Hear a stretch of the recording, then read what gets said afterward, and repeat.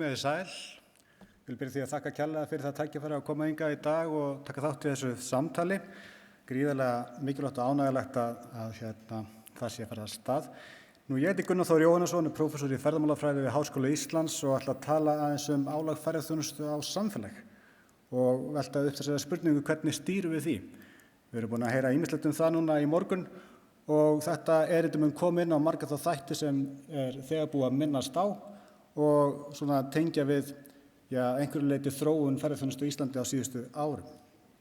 Þetta uppbyggingin. Ég vil byrja að tala aðeins samfélagi sem auðlind ferðaþjónustu, bara hvað eigum við og svo þá þetta hvað vitum við áhrif ferðaþjónustu á samfélag og menningu og það raunar æðimargt.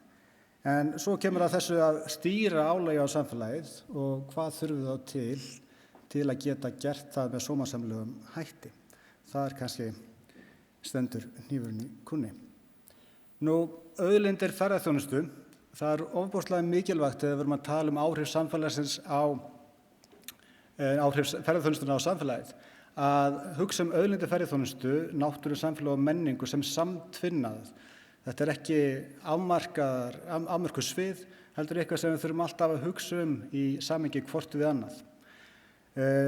Hingað til að þá hefur mikil framleiðslu hugsun verið ríkjandi umræðu ferðamál. Ferðaþjónustan oft borin saman við framleiðsluiðnað.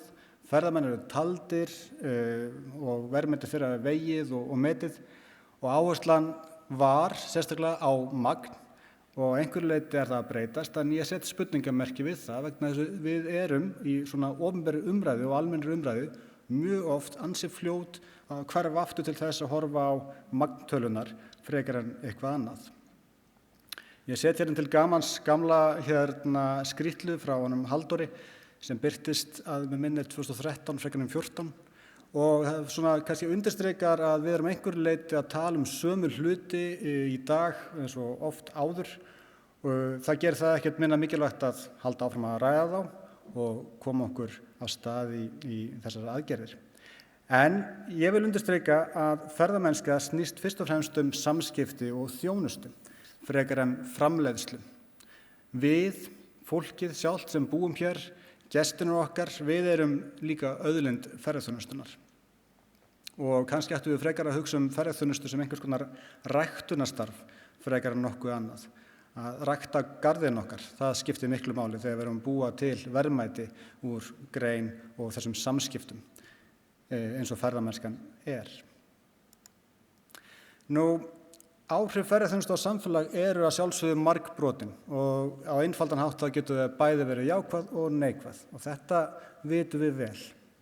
Ferðaþjónusta virkur gerandi í skapandi eyðileggingu staða sem ferli sem getur verið ofbeldisfullt, umdeilt og ójafnt en stundum velkomið umbreytandi og hagfellt. Og rétt eins og var komið inn á í morgun, ætlaði ekki vera hann Chris sem var að draga þetta ítrekka fram. Hvernig getum við stuðlað ferðaþjónustu sem á þann hátt að hún virki sem jákvætt afl inn í samfélaginu okkar og sé þá hagfellt og umbreytandi og velkomið afl. Ferðaþjónusta hefur líka verið mjög vinsælt þróunaráð, ekki bara á Íslandi, heldur mjög víða, í löndunum í kringum okkur til dæmis, ekki síst í dreifbýli. Þannig að við megum heldur ekki gleyma því að ferðaþjónusta ætlað að hafa áhrif. Þannig að hún ætti ekki að vera áhrifalaus, hún á að hafa áhrif og þá til góðs það ekki.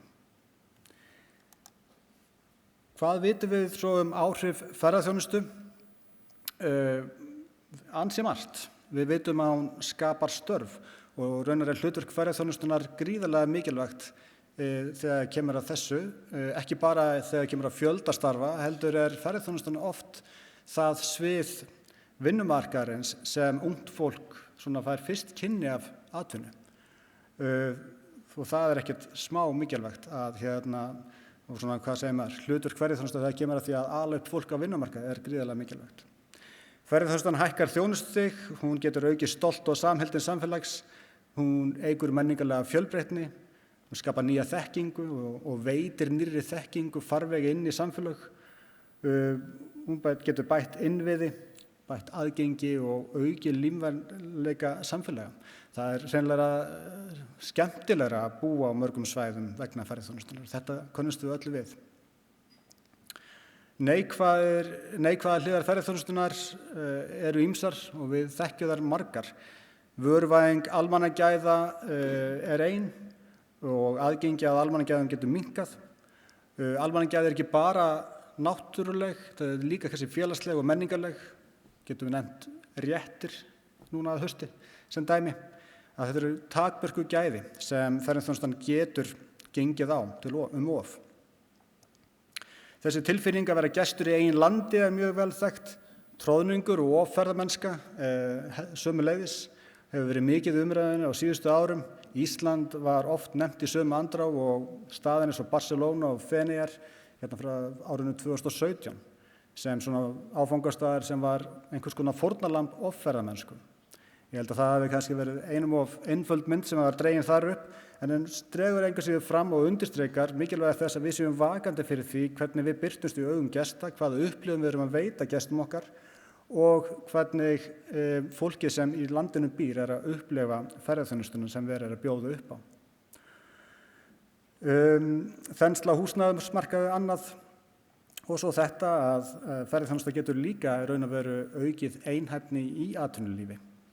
Og sem þá er svolítið, hvað segir maður, ekki svo afleiðing af þróunaráðinu sem við vorum að hugsa býst ég við. Auðvitað er þetta ekki tæmandi listi, en svona helstu atriði sem við erum með á taktinum í þessum fræðum. Nú þegar við hugsum álag á samfélagið og birtingarmyndir þess, þá skiptir samhengið máli, landfræðilegt og félagslegt og umhverfislegt, eins og margoft er búið að koma fram hér í dag. Nú Ísland er staðsett hér á jaðri norðurslóða og þessi staða er mjög mikilvæg þegar við erum að hugsa álag og hvernig það birtist hér á landi. Það er í raun og veru einungis eitt hlið inn í landið, það eru miklar fjarlægðir líka, tiltölulega veikir innviðir, válynd veður og hraðar umhverfisbreytingar sem hafa áhrif á ferðaþjónustuna og þá hvernig hún svona slær út í samfélaginu, ef við segjum sér svo. Nú, ferðaþjónustan á sér ekki stað í tómarúmi, heldur í félagslegu samhengi og því hefur það mjög mikið það að segja hvort að áhrif ferðaþjónustu veri jákvæð eða neikvæð. Við vitum að líkurnar á neikvæðum áhrifum ferðaþjónustu minnka ef fyrirtæki í ferðaþjónustu starfa með þeim samfélögum þar sem þjónustan er veitt. Þar sem uppbygging ferðaþjónustu tekur mið af þeim auðlindum sem fyrir eru og leggur til við að efla þær. Þar sem er sterkt regluverk og eftirlit með fyrirtækjum og þar sem kröfur eru gerðar til fyrirtækja þegar kemur að öryggi ferðamanna og aðbúnaði og réttindum starfsmanna. Þetta sýna rannsóknir á alþjóðlegum vettvangi. Þegar kemur að því að stýra álagi á samfélagi þá vitum við í raun hvað til þarf, gögn, vöktun og mælingar. Og almennt talað rannsóknir er grundvallar þáttur. Allt tal að stýra álagi ferðaþjónustu eru orðin tóm ef við erum ekki tilbúin til að fjárfesta í uppbyggingu og þekkingu sem varpa ljósi á áhrif ferðaþjónustu og við getum nýtt til að taka ákvarðanir. Aðferðafræði sem beita þarf er í meginatriðum vel þekkt og auðvitað séu alltaf komið nýjar aðferðir og með svona nýrri tækni sem er að verða okkur aðgengileg. Við vitum að engin ein aðferð dugar til að fanga fjölþætt og staðbundin áhrif ferðaþjónustunnar og við þurfum þess vegna ólíkar aðferðir á ólíkum stöðum á ólíkum tímum og muna að við þurfum að stunda rannsóknir á ólíkum kvörðum, þar að segja bæði á einstökum áfangastöðum hér innanlands en líka á landinu öllu og í samhengi við alþjóðlega strauma og stefnur. Við þekkjum líka vel ýmsar leiðir til álagsstýringar og við erum búin að heyra mjög góð dæmi og fá góð innsýn í sumar þeirra nú í morgun og það sama hér, ólíkar aðferðir henta á ólíkum stöðum og tímum. Og hér skiptir líka máli að samfélagið sem ræðir er aldrei einsleitt. Það er að sjálfsögðu ólíkir hagsmunir og við þurfum að huga að viðhorfum og upplifun og skilningi íbúa, gesta, ferðaþjónustu aðila og svo framvegis þegar kemur að þessu.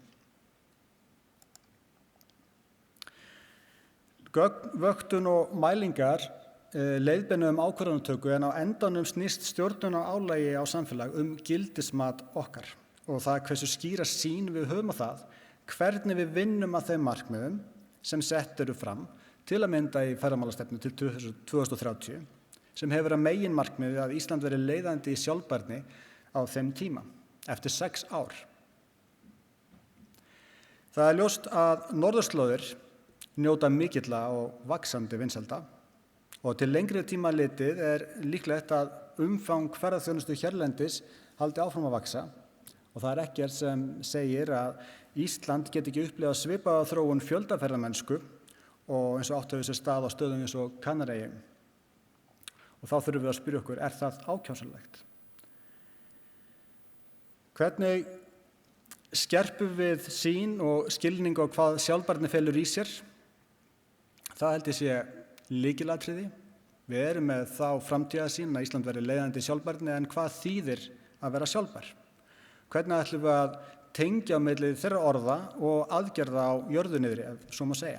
Hvað er nóg, hvað er of mikið, hverju eru tilbúin að sleppa eða fórna og hverju ekki? Hvað viljum við vernda? Allt eru þetta spurningar sem koma upp aftur og við verðum að þora að takast á við í sameiningu og það er nú svona rauður þráður í tali okkar ágætu gesta hérna í morgun að samtalið á milli ólíkra aðila er lykilatriði. Nú, fræðsla og aukin fagmennska í greininni, rannsóknir og nýsköpun vinna þessu marki að verða leiðandi í sjálfbærni. Við ættum ekki einungis að stunda rannsóknir til að vakta það sem er að gerast, heldur nýta þær til að móta framtíðina og efla nýsköpun. Pólitískt afl og lýðræðisleg samvinna geta svo skilað okkur langt á þeirri leið líka. Það skiptir sérstaklega miklu máli að stjórnvöld standi vörð hagsmuni almennings og almenningur upplifi að ná í rödd við borðið þegar kemur að ákvarðanatökunni, hvort sem er að ræða á mismunandi kvörðum getum við sagt, hvort sé tengslum við ákveðna áfangastaði eða einstök samfélög. Og það er mikilvægt að hagsmunir einstakra hópa hafi ekki óeðlilegt vægi í stefnu og ákvörðunum, heldur að við reynum að halda einhvers konar jafnvægi í gegnum þetta samtal. Það eru ákveðin verkfæri og ferli til staðar nú þegar til að vinna þessum málum með skilvirkum hætti og það má segja að til dæmis vinnan að ferðamálastefnunni sem nýsamþykktri sé gott dæmi hvernig hægt er að gera þetta, þar sem mjög margir ólíkir aðilar voru kallaðir að borðinu til skrafs og ráðagerða. En þekkingargrundvöllurinn er veikur og það er forgangsverkefni að styrkja hann.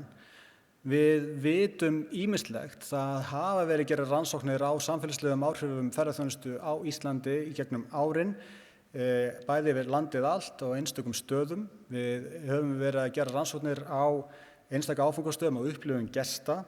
Anna Dóra Sæþórsdóttir og fleiri hennar samverkamenn hafa unnið að því, en þessi gögn eru samt sem áður brotakennd, eiga kannski ágætlega við ákveðna staði en við þurfum bara miklu meira.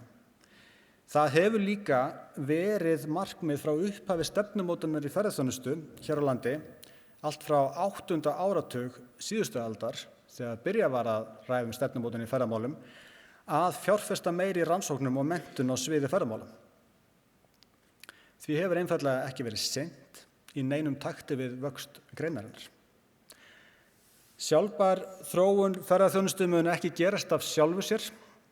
Það er nauðsynlegt að fjárfesta í henni og hafa hugfast á sama tíma að hún er ekki bara tæknilegt úrlausnarefni, heldur viðvarandi samfélagslegt verkefni. Og læt þetta vera lokaorðin mín í dag. Þakka ykkur kærlega fyrir áheyrnina.